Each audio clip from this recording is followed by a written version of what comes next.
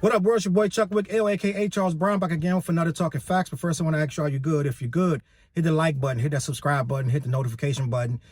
Make sure you get notified on all the upcoming episodes, and make sure you share the video. All right, man, fact or fiction?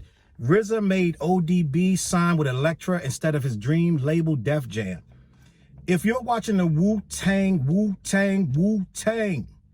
not documentary, I'm about to say the documentary, the TV show on Hulu. WuTang has a TV show on Hulu. For those that haven't watched, if you under a rock behind a brick wall, you have not seen or heard of the second season of WuTang, An American Tale, right? An American Saga. It's written by RZA and another guy, and it's just the story of how the Wu became to be. And I love how they're going season to season with this. They're not jumping all in with a 2-hour movie that missing like 45 different things. And a lot of stuff I'm finding out, and a lot of stuff I'm finding unbelievable, right? Some stuff sound plausible, and some of the stuff we've heard in the lore of WuTang before, but did they really shoot out?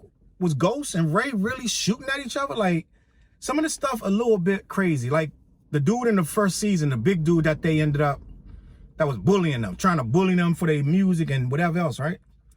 Did he really get smoked? Did it kill him? Like, it's a lot of stuff they putting out there that could still be charged, like, right? So, but anyway, end of the day, if you are caught up on the episodes, the newest episode, I believe it was the newest episode, where it shows RZA, who notoriously or infamously changed hip-hop forever by allowing his artists to not only sign to Loud Records as the Wu-Tang Clan collective, he also put in a contract, which was never done before, that stipulated that each member would be able to sign to any label solo.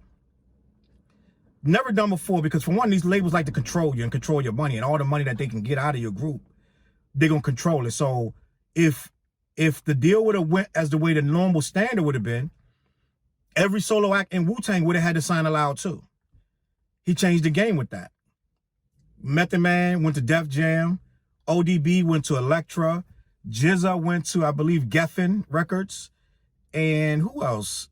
Ray went to, where did Ray go? I don't even remember. Did Ray go to Capitol? I don't remember where Ray went. Ray and Ghost went different places. RZA even came up with his own stuff, that Bobby Digi stuff. I think that might have went to Geffen. I'm not sure. Somebody ended up on Tommy Boy. So it all went everywhere, right? Which was amazing for the group. And they were able to strike from different angles, because one record label only going to attack one kind of way, right? But if you put these guys on all these different labels, they're going to be able to attack the game in different ways, from different angles, and be able to get Wu-Tang as a collective, as a brand, every single direction they can get it, right? Which was genius. RZA did some genius stuff.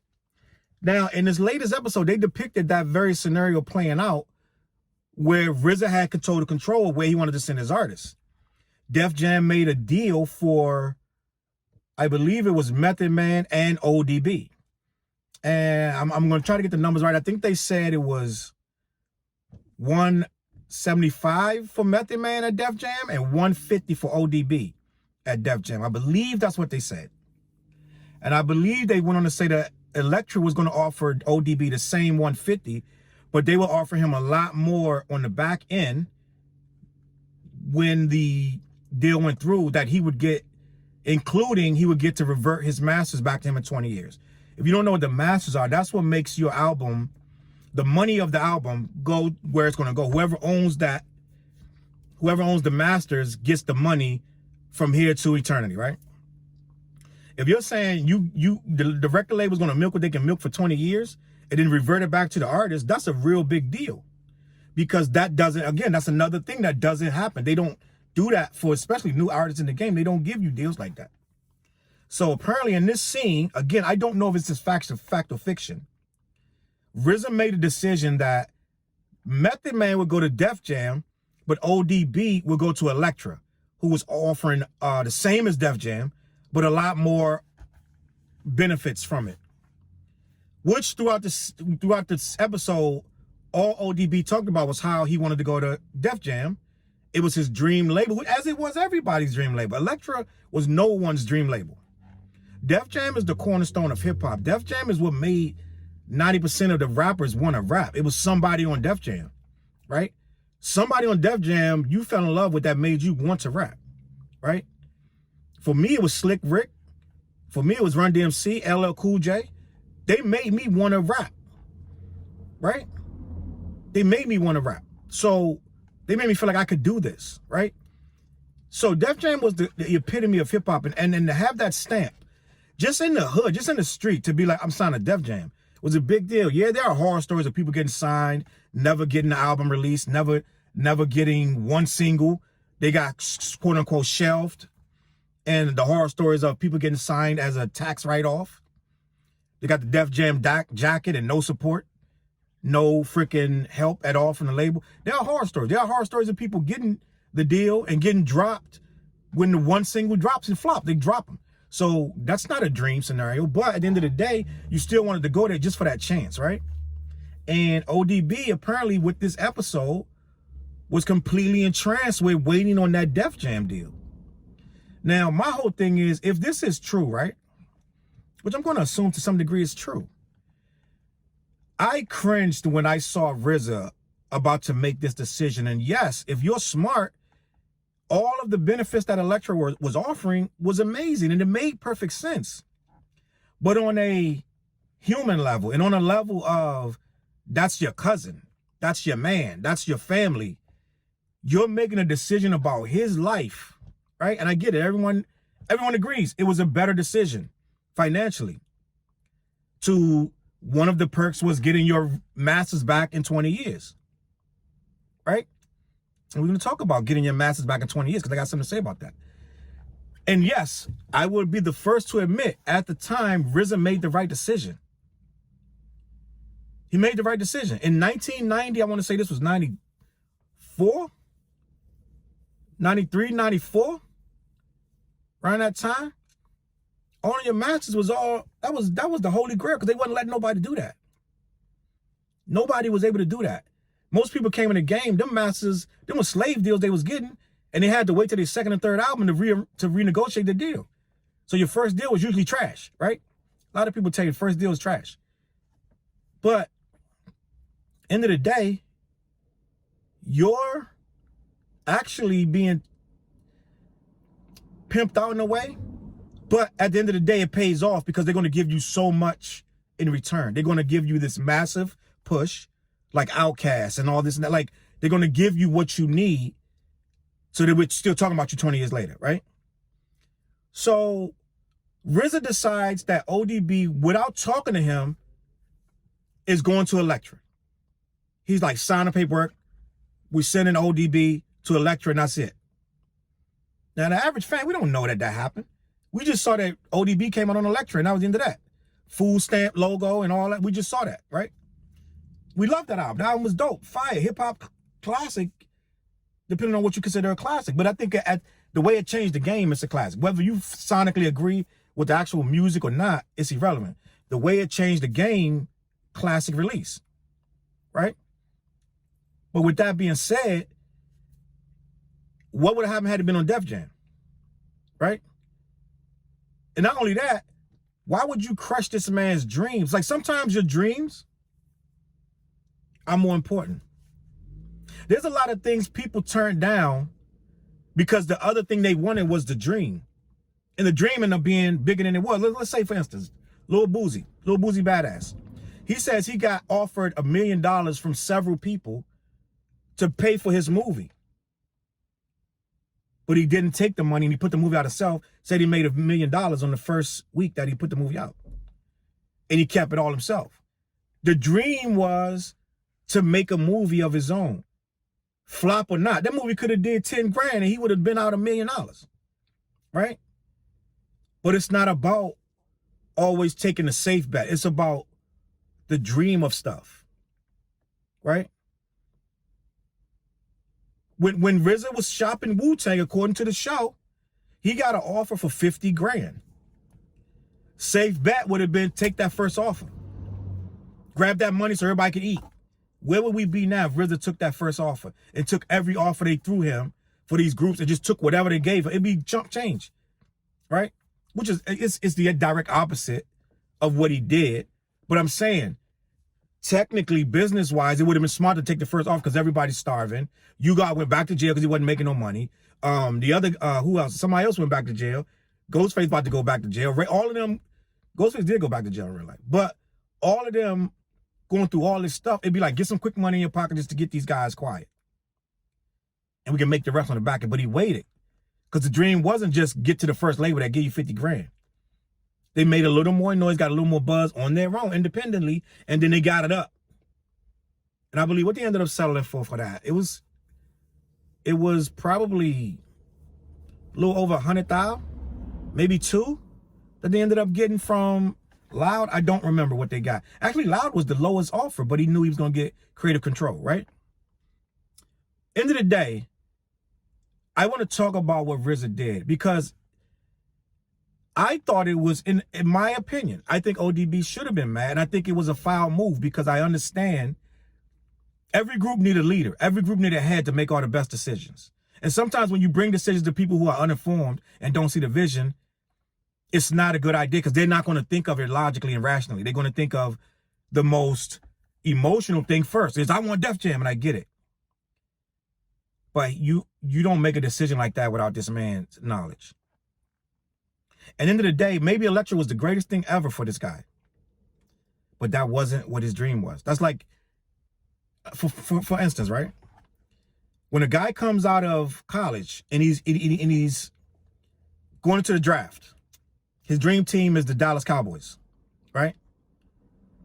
Gets drafted by the Houston Texans or gets drafted by the Dolphins. He's going to go to the Dolphins and he's going to play and he's going to do his best and he's going to work himself up to be the greatest teammate ever. But that wasn't his dream, right? End of the day, you're going to take it because that's who drafted you, right? And as a professional, you're going to do your job.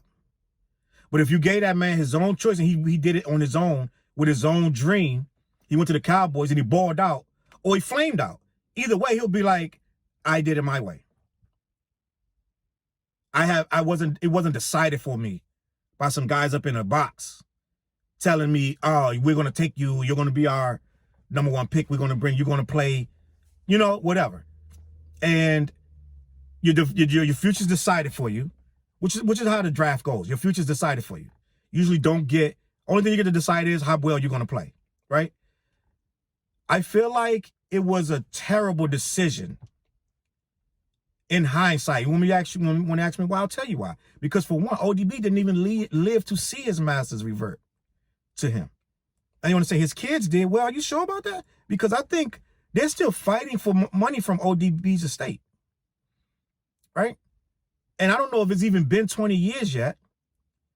It probably has. I'm sure it has. If he came out the year that we're talking about. Wait, no. What did I say, 94? Not even been 20 years yet. So he still, right now, wouldn't even have that money. Am I bugging? 94, 2004, 2014. Yeah, he would have. Yeah, hell yeah, I'm bugging. Yo, my damn math off like shit. Yeah, he would have got that back 2014, 2015. He would have got that money. So let's say he got that money. ODB died broke, right? And unless I'm bugging. ODB came out of jail, signed that deal with Rockefeller, and shortly, which was a horrible deal. Right? Horrible deal. That's when Wu-Tang was all over the place. They were making terrible decisions, right? That's when Wu-Tang was almost out of here. Like, they wasn't coming to the shows and everybody was beefing. You couldn't get Wu-Tang in one room to save your life.